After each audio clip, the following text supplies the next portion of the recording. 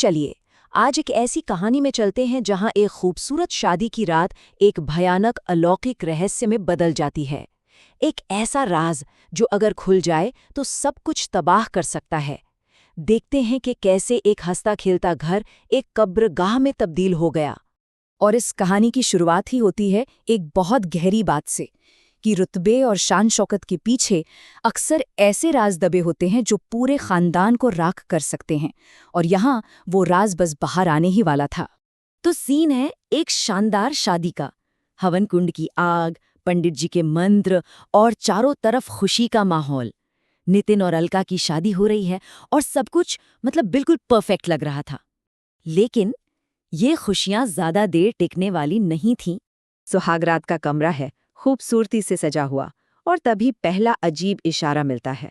अचानक मोमबत्तियों की लौ जोर जोर से कांपने लगती हैं, और ये कोई मामूली हवा का झोंका बिल्कुल नहीं था। ये लौ इस तरह से कांप रही थी मानो कमरे में कोई और भी मौजूद है, कोई है जो सांस ले रहा है। हवा में एक अजीब सी ठंडक घुलने लगती है जो किसी आने वाले खतरे का पहला संकेत थी। और बस इतना ही नहीं, उस खामोशी में अचानक से एक हल्की सी छन छन की आवाज सुनाई देती है, पायल की आवाज। ऐसा लगता है जिससे कोई धीरे धीरे उनके करीब आ रहा हो, पर कमरे में तो उन दोनों के सिवा कोई था ही नहीं। अब नितिन, जो नशे में है, वो जैसे ही अपनी दुल्हन अलका का घूंघट उठाने जाता है, उसकी नजर अलका के कंधे के ठीक पीछे जाती है। उसे साफ साफ लाल साड़ी में एक औरत दिखाई देती है। लेकिन जैसे ही वो पूछता है कि तुम्हारे पीछे कौन है, वो साया पलक झपकते ही गायब हो जाता है। ये रात उसकी जिंदगी की आखिरी सुकून भरी रात थी। तो बस उस रात के बाद सब कुछ बदल गया। अगली ही सुबह से अलका का बर्ताव इतना अजीब हो गया कि पूरा परिवार दहशत में आ गया। अब वो सीधी साधी अलका नहीं थी जिससे नितिन ने शादी की थी। लेकिन इस बदलाव का सबसे चौंकाने वाला पल तब आया जब अलका अपने ससुर बलवंत सिंह को दूध देने गई। उसके मुंह से निकली ये बात और उसका जानबूझकर अपने ससुर को छूना बलवंत सिंह को अंदर तक सिहरा गया। ये वो संस्कारी बहू नहीं थी जिसे वो घर लाए थे, ये कोई और था। फर्क साफ था। कहा वो असली अलका जो एक संस्कारी शर्मीली दुल्हन थी, और कहा ये साया जो किसी से नहीं डरता था, जो बेबाक था और जिसकी आंखों में सिर्फ और सिर्फ बदला नजर आता था। अब जब घर वालों को ये पक्का होने लगा कि अलका पर किसी बुरी शक्ति का साया है, तो उन्होंने एक पुराना टोटका आजमाने का फैसला किया। कहते हैं कि नींबू अपने अंदर नेगेटिव एनर्जी खींच लेता है, तो उन्होंने रात को चुपके से अलका के तकिए के नीचे एक नींबू रख दिया। और अगली सुबह जब उस नींबू को देखा गया तो सबके होश उड़ गए। वो नींबू पूरी तरह से सूख कर काला पड़ चुका था। ये इस बात का पक्का सबूत था कि घर में एक बुरी आत्मा है और उसने अलका को अपने कब्जे में कर लिया है। तो अब घर वालों के पास कोई और रास्ता नहीं था। डरे सहमे उन्होंने एक तांत्रिक को बुलाया ताकि इस साए से छुटकारा मिल सके, और तांत्रिक के आते ही घर का माहौल और भी तनाव भरा हो गया। अब शुरू होने वाला था उस आत्मा के साथ असली टकराव। जब तांत्रिक ने आत्मा से उसका नाम पूछा ना, तो अलका के जिस्म से एक ऐसी आवाज निकली जिसने सीधे बलवंत सिंह को देखा और कहा, नाम तुम भूल गए? रेशमा, नितिन सेठ की रेशमा वापस आ गई है।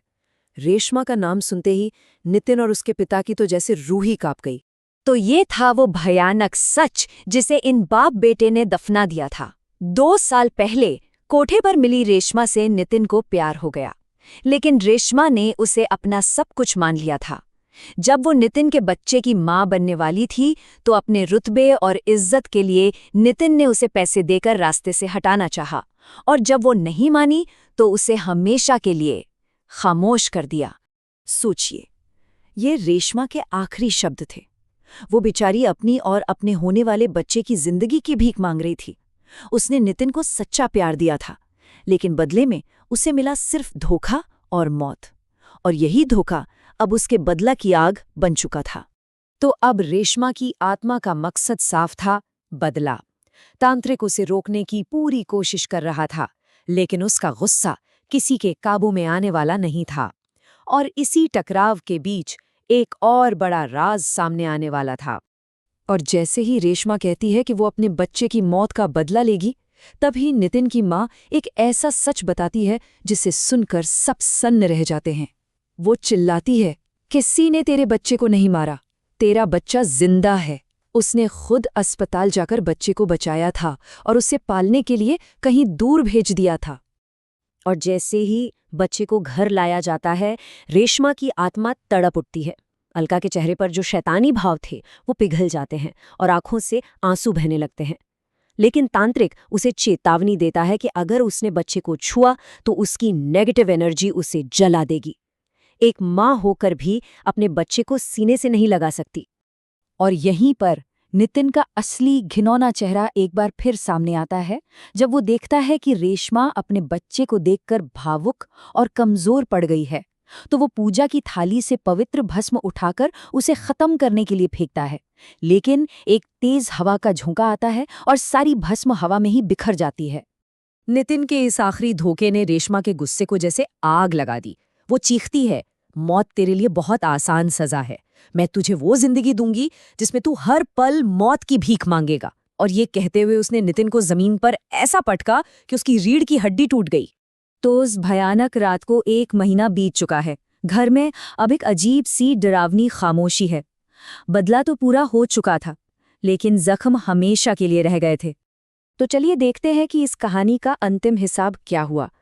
बलवंत सिंह अपने बेटे की ये हालत देखकर सदमे से मर गए। नितिन एक जिंदा लाश बनकर व्हीलचेयर पर आ गया, न हिल सकता है न बोल सकता है। रेशमा का बदला पूरा हुआ और उसका बेटा अंश उस घर का वारिस बन गया। और कहानी खत्म होती है इस सीन पर। घर का आंगन है बिल्कुल शांत। अलका रेशमा के बेटे अंश को गोद में खिला रही है। व्हीलचेयर पर बैठा नितिन खौफ से बस उन्हें देख सकता है और अलका मुस्कुराते हुए एक लोरी गुनगुना रही है, वही लोरी जो सिर्फ रेशमा जानती थी। तो सवाल यहीं पर उठता है, क्या रेशमा सच में चली गई, या फिर उसने अपने बेटे की हिफाजत के लिए अलका के जिस्म में अपना एक हिस्सा हमेशा के लिए छोड़ दिया? पाप का अंत तो हुआ, लेकिन उसकी परछाई शायद हमेशा के लिए उस घर पर रह गई। ये एक ऐसा राज है जो शायद राज ही रहेगा।